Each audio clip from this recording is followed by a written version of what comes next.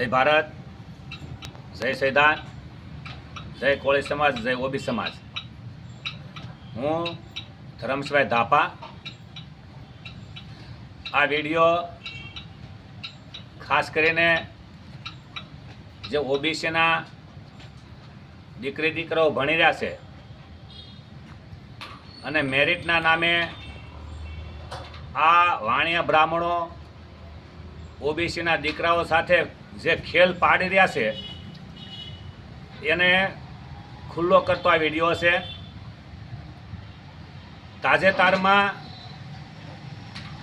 જે સ્ટાફ સિલેક્શનની ભરતી હતી એમાં જે ઓબીસીનું મેરિટ અને ઈડબ્લ્યુએસ વાળા વિદ્યાર્થીનું મેરિટ કેટલો ડિફરન્સ છે, કોને વધારે મેરિટ છે અને કોનું ઓછું મેરિટ છે. વધારે મેરિટ વાળો કેમ ફેલ અને ઓછો મેરિટ વાળો કેમ પાસ, એ મારે આજે આ વિડીયોના માધ્યમથી જે ઓબીસી સમાજના સંગઠનો ચલાવે છે, જે ઓબીસી સમાજના કોંગ્રેસ, ભાજપ ને આમ આદમી પાર્ટીમાં રાજનીતિ કરે છે, યા અન્યાય દેખાય છે કે નથી દેખાતો, એના માટે વિડીયો બનાવી રહ્યો છું. જે સ્ટાફ સિલેક્શન કમિશન દ્વારા જે સ્પર્ધક પરીક્ષા આવી એનું રિઝલ્ટ બહાર આવ્યું તો ઓબીસીના વિદ્યાર્થીનું જે મેરિટ છે એ 67.79% છે, જ્યારે એની સામે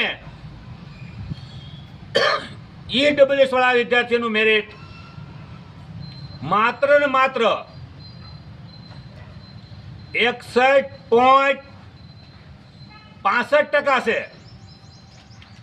એટલે આજે હું બોલ્યો છું એ ઉપરથી તમને પણ ખ્યાલ આવે કે વધારે માર્ક કોના છે અને ઓછા માર્ક કોના છે. તો ઓબીસીના વિદ્યાર્થીઓને 67.79% છે અને ઈડબ્લ્યુએસ વાળાને 61.65% છે.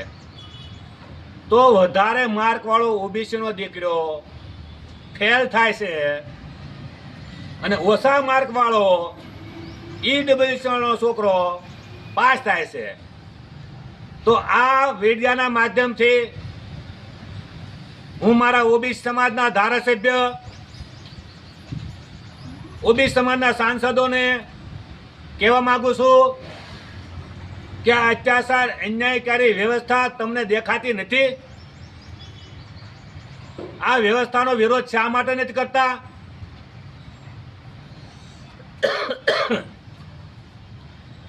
ઓબીસી અધિકાર જાગૃતિ અભિયાન અને કલ અમારે એવા સંગઠન આ વ્યવસ્થાનો ખુલ્લો વિરોધ કરે છે. મેરિટને નામે જે વાણિયા બ્રાહ્મણો આપણા વિદ્યાર્થીઓનું ભવિષ્ય બરબાદ કર્યા છે એ ભવિષ્ય બરબાદ ન થાય એના માટે ઓબીસીના લોકોએ તમને મત આપીને વિધાનસભામાં ને પાર્લામેન્ટમાં ઓબીસીનું પ્રતિનિધિત્વ કરવા મોકલ્યા છે, નહીં કે તમને કોંગ્રેસ, ભાજપ કે આમ આદમી પાર્ટીના તળિયા સાંટવા. હમણાં તાજેતરમાં તમને કહું, જે યુજીસીનું બિલ આવ્યું એ યુજીસીના બિલમાં જે 85% લોકો સમાનતા માટે હતું, ઇક્વાલિટી માટે હતું, તો ભાજપના બ્રાહ્મણના ધારાસભ્યો રોડ ઉપર આવ્યા અને મોદી સાહેબને એમ કહેતા હતા એ જ લોકો કે આ હિન્દુ સમ્રાટ છે. જેવું 85% લોકો માટે સમાનતાનું બિલ આવ્યું એટલે એ જ તે અસમાનતાના વિરોધીઓ, ભેદભાવ રાખવાળા વિરોધીઓ, આ તે બ્રાહ્મણો મોદી સાહેબને કહેવા મળ્યા કે આ તેલી ઘાસી છે, નાલાયક છે, એમ કરી મોદી સાહેબના પૂતળા હળગાવવા મળ્યા છે. તો જો મોદી સાહેબ વડાપ્રધાન હોય અને હિન્દુના સમ્રાટ ઘડીક વારમાં બની જતા હોય અને જ્યારે 85% ઓબીસી SC ST માટે કોલેજમાં હાઈ એજ્યુકેશનમાં સન્માનતોનું બિલ આવતું હોય, કોઈ ભેદભાવ કરવો નહીં એવું બિલ આવતું હોય, તો એ બિલનો વિરોધ ભાજપના જ બ્રાહ્મણો અને ભાજપના સાંસદો બ્રાહ્મણ કરતા હોય, તો હું ઓબીસી સમાજના નેતાઓને કહેવા માંગુ છું કે ભાઈ આના ઉપરથી તમે પણ બોધપાઠ લો.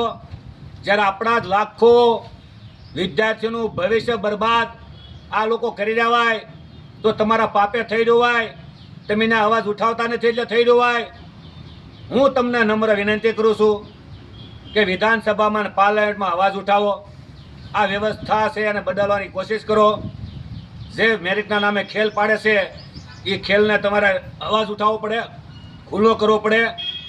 અને હમણે જે 9 લાખ ભરતીઓનો મેં વિડીયો બહાર બનાવ્યો હતો કે ઓબીસીના 9 લાખ વિદ્યાર્થીઓનું જે નોકરીઓ ખાલી છે, જે આરજેડીના સાંસદ છે સંજય જાદવ એ પણ પાર્લામેન્ટમાં રજૂઆત કરી, તો આપણા ધારાસભ્ય સાંસદોને શા માટે તમે રજૂઆત નથી કરી શકતા કે ભાઈ આ મેરિટના નામે ખેલ પાડે છે ને અમારા લાખો ઓબીસીના વિદ્યાર્થીઓનું ભવિષ્ય બરબાદ કર્યા છે.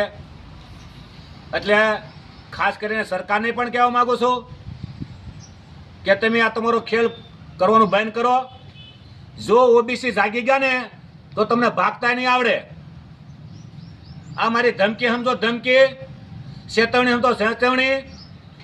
આખા ગુજરાતમાં નહીં, આખા ભારતમાં ઓબીસી જાગી રહ્યો છે